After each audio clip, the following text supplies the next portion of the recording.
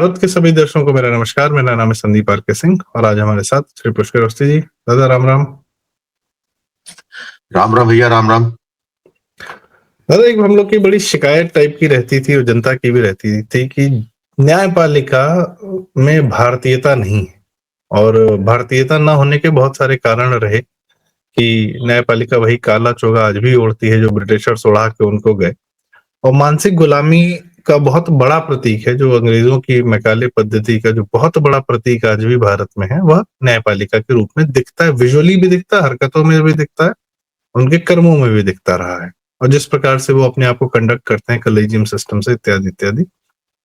पर एक नए हमारे चीफ जस्टिस साहब आए हैं, सूर्यकांत जी, और इनसे पहले जो गवई जी थे उनके तो मतलब बहुत ज्यादा विजिबल था कि हम किस प्रकार से उनको उनको उनका तो जो कमेंट था विष्णु जी के प्रति, भगवान विष्णु के प्रति, वह सीधे बता रहा था कि क्या माइंडसेट है। वो न्यायपालिका को भी रिप्रेजेंट कर रहे थे। पर अभी जब सूर्यकांत जी आते हैं तो सबसे पहला कार्य करते हैं कि वो शपथ हिंदी में लेते हैं, जो कि अनहर्ड है। दूसरा, वह करीब करीब अंत्योदय की बात करते हैं कि गरीबों की सुनवाई नहीं है, जिस पे आंख मूंद ली गई थी जुडिशरी के द्वारा, वह जो है उसको भी एड्रेस करते हैं। और रोहिंग्याओं के प्रति जो उनका एक कमेंट आया है कि जिस समय भारत को सफाई की जरूरत है इस घुसपैठियों से, और जो कि वो घुसपैठी आके भारत की वोटिंग पद्धति, डेमोग्राफी को ही नहीं सिर्फ डिस्टर्ब कर रहे, डेमोक्रेसी को भी डिस्टर्ब कर रहे हैं, उस पर भी उनकी एक नजर है। ये सुखद बदलाव है दादा, और या इस कैसा परिवर्तन देखते हैं? ये जस्ट लिप सर्विस है? संदीप, मैं समझता हूं कि चीफ जस्टिस सूर्यकांत जी के आने के बाद जो जिस तरीके से बात सामने आ रही है, चाहे उनके व्यवहार से या उनके क्रिटिकल जो हमारे केसेस चल रहे हैं उसके दौरान बड़े बड़े वकीलों के सामने जो उनके वन लाइनर है या जब प्रश्न पूछे गए, उससे कुछ ना कुछ तो आकलन करने का समय निकलता ही है। ये दुर्भाग्य है कि हमको जो है इतने माइक्रोस्कोपिक लेवल पे जाना पड़ रहा है सुप्रीम कोर्ट के चीफ जस्टिस की मीमांसा करने। इससे ये समझ में आता है कि हमारा सुप्रीम कोर्ट, हमारी जुडिशरी किस रसातल पे जा चुकी थी कि हमें कोई उससे होप रही नहीं गई। ये कह सकते हैं कि कॉलोनियल जो ट्रॉमा है या कॉलोनियल माइंडसेट का जो है सबसे बड़ा सिरमौर जुडिशरी को ही आज हम लोग मानने लगे, चाहे उनके पहनावे से लेके, उनकी मानसिकता से लेके। They were the last man standing. 2014 में जब हमारे यहाँ बदलाव आया, सांस्कृतिक बदलाव आया, राजनीतिक बदलाव आया, एक राष्ट्रवादिता और एक सनातनी विचारधारा का जो है पुनर्स्थापना का काल चालू हुआ, तो इसमें कहने में कोई किसी को शर्म नहीं आनी चाहिए कि हमारा सबसे बड़ा रोड़ा जो है सुप्रीम कोर्ट रहा है या जुडिशरी रही। और या ये कह सकते हैं कि जितने तथाकथित सेकुलर बिरादरी, लिबरल बिरादरी या फिर ये कह लीजिए अंतर्राष्ट्रीय वो शक्तियां जिनका हित भारत के अहित में था, उसकी साथ खड़ा हुआ हम भारत की जनता को दिखा है ये सर्वोच्च न्यायालय। तो ये जो बदलाव आप जिन बात कर रहे हो वो एक सुखद बदलाव है। फिर एक चीज और कहूंगा, ये मानना अपने आप में बड़ा अजीब है कि हम कितने हताशा के स्तर पे जा चुके थे। एक जो उस मानसिकता का जो कि राष्ट्र के साथ खड़ा हो, जो भारत प्रथम कहता हो, जो अपने सनातन पे जो है अभिमान करता हो, उसको जो है बार बार चोट जो है सर्वोच्च न्यायालय में बैठे हुए चीफ जस्टिस और उनके वकीलों द्वारा दी जाती थी, और उसका भरपूर उपयोग एक शस्त्र के रूप में भारत के विपक्ष ने या कहिए इस सेकुलर बीमारी से पीड़ित लोगों ने किया है। तो यहाँ पर ये एक सुखद है। अब आगे क्या होगा, ये पूरी मीमांसा तो उनका जब कार्यकाल पूरा होगा या एक लंबा समय गुजरेगा तब पता लगेगा। क्योंकि देखिए, न्याय किस मानसिकता से, न्याय किस के जो गुहार लगाई जा रही है या जो प्रेयर वहां की जा रही है, जो जज सुन रहा है, उस पर वो प्रतिक्रिया क्या दे रहा है, इससे बड़ा समझ में आ जाता है कि मानसिकता क्या। अल्टीमेटली वो इंटरप्रेटेड जो करेगा लॉ को सुप्रीम कोर्ट बैठ के, जो कोई चीफ जस्टिस, वो तो जो हमारे संविधान में जो हमारे लॉ बने हुए, कानून बने, उसी को इंटरप्रेट करेगा। उसी इंटरप्रिटेशन को जो है, जब आप जो है एक सेकुलर बीमारी की चश्मे से देखेंगे, तो उससे बड़े भयानक परिणाम हम देख चुके हैं।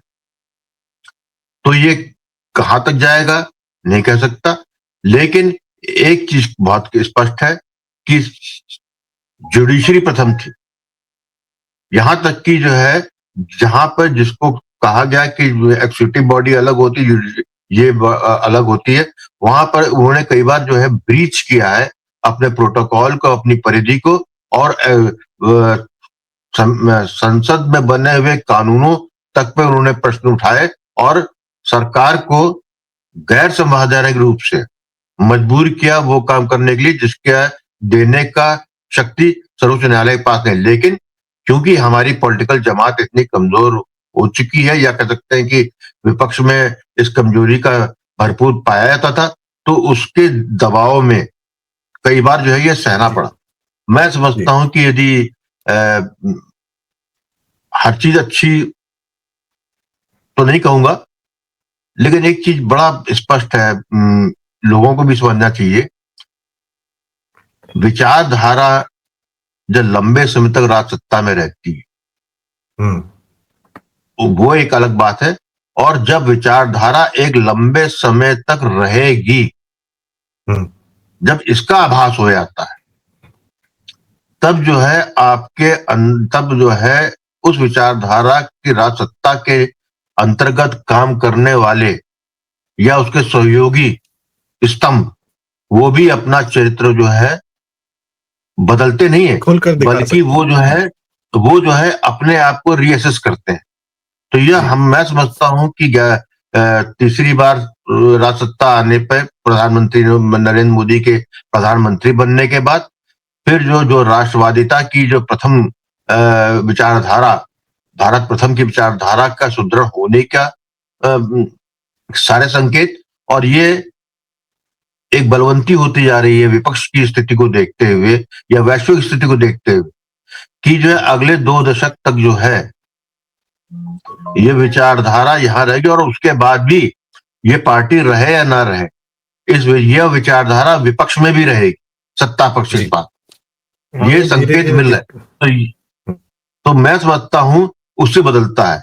मैंने इसी जुडिशरी को शुरू से बर्बाद होते हुए देखा है, चाहे 50 का दशक हो, 60 का दशक हो, कांग्रेस ने इसको तब बैलेटेंट किया, तब जनता को समझ में नहीं आता। 70 के दशक में ये भी देखा कि इंदिरा गांधी ने जो है अपने मनपसंद एक कनिष्ठ जज को सुप्रीम कोर्ट का जज, वो चीफ जस्टिस बना दिया, उसके विरुद्ध जाकर लोगों ने, चीफ जस्टिस ने इस्तीफा दिया, लड़े, और फिर उसके बाद जो है कोलेजियम तक बनने की स्थिति बनी, और सरकार ने उस पर हाँ में हाँ मिलाया। तो ये डिग्रेडेशन था पॉलिटिकल क्लास का, और जुडिशरी ने उसका अपना फायदा पाया, क्योंकि उनको जब, मैं मानता हूं कि जब कोलेजियम की स्थिति बनी थी, तो ये इस हिसाब से नहीं बनी थी कि इसका परिणाम 2025 में या 2021वीं शताब्दी में क्या आएगा। उस वक्त अच्छे कारण रहे होंगे, जाहिर सी बात है, जो आप कह रहे थे कि पॉलिटिकल क्लास उस वक्त का इतना कमजोर था। 90s में नरसिम्हा राव जी के जमाने में कॉलेजियम बनाया गया, और उस समय आप वीपी सिंह को, आप चंद्रशेखर को, और आप पूरा देश जो है खालिस्तान आंदोलन, पाकिस्तान का 1000 कट्स और बम्बई बम ब्लास्ट और सब कुछ दंगे, सब कुछ देख रहा था। आर्थिक हालात खराब हो गए थे, सब कुछ वो मतलब अपने वर्ष पर पहुंच गया था। इंदिरा गांधी, राजीव गांधी लोगों ने मिलके भारत को एकदम रसातल में पहुंचा दिया था। तब जुडिशरी, और उस प्रकार से फिर वो लोग अपना जुडिशरी का, फिर उन्होंने अपने आप को प्रोटेक्ट करने के किसी भी कारण से कॉलेजियम बनाया। उस समय की मांग थी, चलो समझ में आ गया। पर मैं आपसे ये सवाल करना चाहता हूँ एक मिनट, जनता ने स्वागत किया था जो कॉलेजियम बना था, जनता ने स्वागत अच्छे किया फैसले भी देखे। दिल्ली में सीएनजी लागू कराना, पॉल्यूशन पे आज बात हो रही है। सबसे पहला कार्य सन 1999-2000 में दिल्ली में सीएनजी कड़ाई से लागू कराना सुप्रीम कोर्ट ने कार्य किया था। मेट्रो की इम्प्लीमेंटेशन ऑफ कोर्स गवर्नमेंट का इनिशिएटिव था, साहिब सिंह वर्मा जी का था, मदन लाल खुराना जी का था। उसको शीला दीक्षित आगे लेकर गई और ई श्रीधरन जी को फ्री हैंड दिया गया। वो सब एक अलग कहानी, पर उसमें सुप्रीम कोर्ट ने भी कभी किसी भी रूप में उसको आड़े नहीं आने दिया। और एक ठीक है, बहुत सारी पिटीशंस गई थी कि भाई यहाँ ये इनको नहीं है, वो एक अलग कहानी। आज के संदर्भ में आते हैं, एक हमारे यूयू ललित साहब आए, वो अपने 40 दिन के कार्यकाल में एक बढ़िया काम करके गए कि उन्होंने कहा कि हाईकोर्ट और यहाँ पे वीडियो कैमरा लगेंगे, थोड़ी ट्रांसपेरेंसी लाने का प्रयास किया। आज हम हाईकोर्ट और सुप्रीम कोर्ट के अंदर झांक के देख सकते हैं कि कौन वकील क्या बोल रहा है, क्या नहीं बोल रहा है। वो पब्लिक को एक्सेस है, ट्रांसपेरेंसी आनी चाहिए। और इन लोगों ने एक ओपेकनेस बना रखी है अपनी इंडिपेंडेंस के नाम पे, पर एक्चुअली तो ट्रांसपेरेंसी इज रिक्वायर्ड। तो क्या आप अब जैसे दो मैं आपसे संक्षिप्त में चाहूंगा कि क्या इनकी कार्य पद्धति में भी कुछ ना कुछ, अभी जैसे द्रौपदी मुर्मू जी हमारे राष्ट्रपति हैं, उन्होंने एक कहा था कि भाई जेलों में बंद हैं लोग, तो शायद सूर्यकांत जी ने वह भी मंगाया है कि भाई लिस्ट बनाइए कि कितने लोग जेल में बंद हैं, क्या है उस पर उनकी मतलब जल्द से जल्द उनको छोड़ा जाए। ऐसा ना हो कि 7-7 साल 10-10 साल तक सुनवाई नहीं हो रही है, लोग जेल में बंद हैं। तो ये जो अपने अंदर की सड़ांध है उसको दूर करने का प्रयास। और एक जो बात हुई सबसे जरूरी कि अगर ममता बनर्जी की सरकार गिराने की नौबत आती है, जिस प्रकार से वो हरकतें कर रही हैं, एंटी इंडिया उनके व्यवहार हैं और रोहिंग्या घुसाने का प्रयास है, सारी चीजें हैं, लॉ एंड ऑर्डर तो सुपर डिस्टर्ब्ड है, बम पाए जा रहे हैं। हम लोग का आपसे बार बार यही होता था कि इसलिए 356 नहीं लगा रहे, राज्य सरकार नहीं गिरा रहे क्योंकि सुप्रीम कोर्ट उसको तत्काल। तो क्या भारत के फेवर में सरकार को इतनी मजबूती देगी सुप्रीम कोर्ट, आज की सुप्रीम कोर्ट? यह दो छोटे से सवाल हैं मेरे, और मैं चाहूंगा कि आप इसका उत्तर दें। बिल्कुल, मैं बड़ा संक्षिप्त में जो है इसका जवाब दे देता हूं। इस वक्त जो जस्टिस सूर्यकांत कर रहे हैं, मैं समझ सकता हूं कि वो संवेदनशील जज हैं और उनको इसका पूरा एहसास है कि उन जिस इंस्टीट्यूट को वो रिप्रेजेंट कर रहे हैं, सर्वोच्च न्यायालय, उसकी ख्याति या उसकी जो है सम्मान, दोनों ही जो है क्वेश्चनेबल भारत की जनता के सामने हो गया। भारत की सरकार के सामने नहीं, भारत की जनता के सामने। तो कॉन्शियस है, इसलिए वो जो है पुरानी ग्लोरी वापस लाना चाहते हैं, या जिस काम के लिए सर्वोच्च न्यायालय बना है, जिसके जो उससे अपेक्षा भारत की जनता करती है, उसके प्रति वो सजग है, इसलिए वो चीजें सामने आ रही। पहली बात। दूसरी बात यह है, ये भी स्पष्ट हो गया है कि जिस तरीके से पिछली गवाही तक, जस्टिस गवाही तक उन्हीं के ही समकक्ष संवैधानिक पावर इलेक्शन कमीशन की है, उसको खड़ा किया उन्होंने। जिन बातों को लेके उनको पटिशन नहीं स्वीकार करनी चाहिए थी, जिस बातों को लेके जो है इलेक्शन कमीशन से उनसे सवाल जवाब या उनको सलाह या निर्देश नहीं देने चाहिए थे, वो भी जाके दिए, उससे स्पष्ट होता है कि वो अपने को अबब समझ रहे थे। लेकिन नए जो आए हैं उसमें स्पष्ट दिख रहा है कि उनको अपनी जिस तरीके से उन्होंने रोहिंग्या या जो उस पे SIR पे जो उनके कमेंट्स आए हैं, उससे स्पष्ट है कि उनको अपनी सीमा रेखा मालूम है। यहां जब कोई संस्था अपनी सीमा रेखा को स्वीकार कर लेती है तो उसके लिए भारत प्रथम हो जाता है। ठीक है, तो यहां पर मैं विश्वास है मुझे कि यदि SIR पे यदि कोई और इस तरह का मामला आता है जहां पर भारत सरकार को लगता है ऐसा हो गया, या स्वयं भारत सरकार से पहले इलेक्शन कमीशन जो है आपका है, जिसके पास ये अधिकार है कि उसके काम में यदि जो है दिक्कत कर रही है सरकार, तो वो रिकमेंड कर सकता है। तो मेरा पूर्ण विश्वास है कि अपनी सीमा रेखा को जानते हुए इस तरह का कोई यदि प्रस्ताव आता है और यदि वो भारत के हित में है, भारत में बनाई हुई संवैधानिक जो दायरे फेडरल स्ट्रक्चर के अनुसार केंद्र और राज्य में जो तय है उसमें यदि कुछ का एक फ्रैक्चर एलिमेंट आता है तो मैं समझता हूं कि वहां पर ये सुप्रीम कोर्ट हिचकेगी नहीं। ये जो है स्पष्ट रूप से देख रहा है और मुझे तो ये भी लग रहा है कि जिस तरीके से समय काल बदलता है, समय काल बदल रहा है, विचारधारा परिपक्व होती है, वैसे वैसे आदमी का जो है सोचने का दायरा भी बढ़ता है। जी। क्योंकि मैं इसलिए कह रहा हूं कि जिस तरीके से इन्होंने जो एग्जैक्ट उसको मैं भूल रहा हूं, जो भारत सरकार 2015-16 में लेकर आई थी एनजेसी, रेगुलेट, हाँ, उसको आउटराइट रिजेक्ट कर दिया था। He is the only first जज, मतलब उसके बाद पहले कि जिसने जो है कहा कि इस पे है रीथिंकिंग की जा सकती है।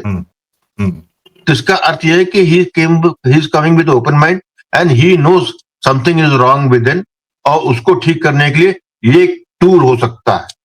तो मैं तो बड़ा होपफुल हूं इसको लेके, यह कि शुरू के जो हमको जैसे कहते हैं ना कि पूत के पांव क्या बोलते हैं, पालने में दिखते हैं, तो वो दिख रहे हैं। आगे किस तरह दौड़ता है वो समय बताएगा। जी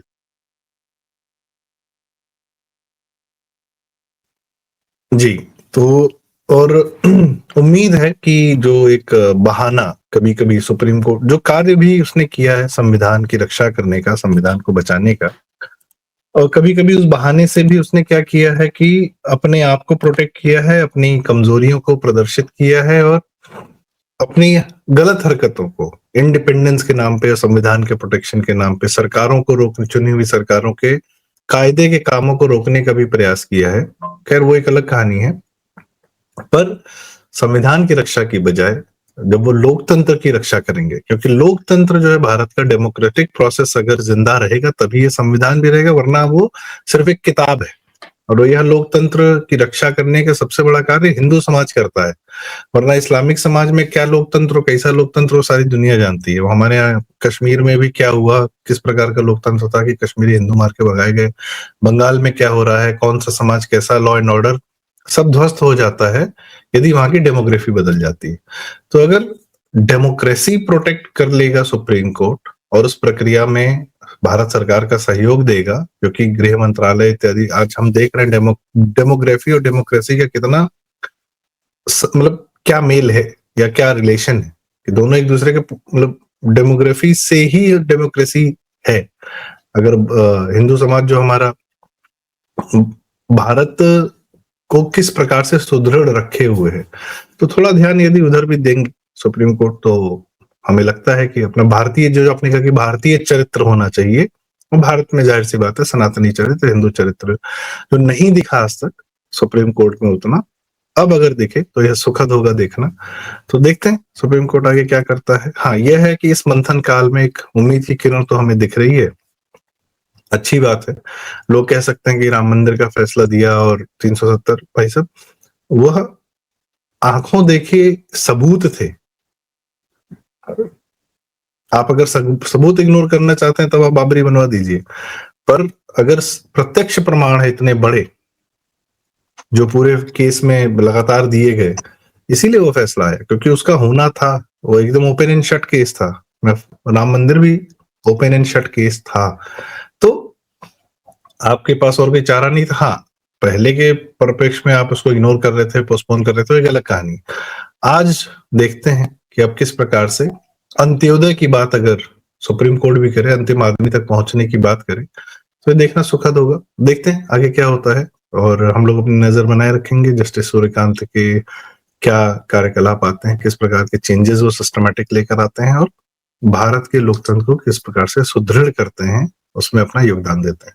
इसी के साथ आज की चर्चा का समापन करते हैं। पुष्कर दा, बहुत बहुत धन्यवाद, आपने हमें समय दिया, अपना ज्ञान हमसे साझा किया, अनुभव साझा किया। दर्शकों, अगर आपको बातें उचित लगी हों तो कृपया वीडियो लाइक करें, शेयर करें और चैनल जरूर सब्सक्राइब करें। प्रारब्ध, बहुत बहुत धन्यवाद। राम राम। राम राम भैया, राम राम।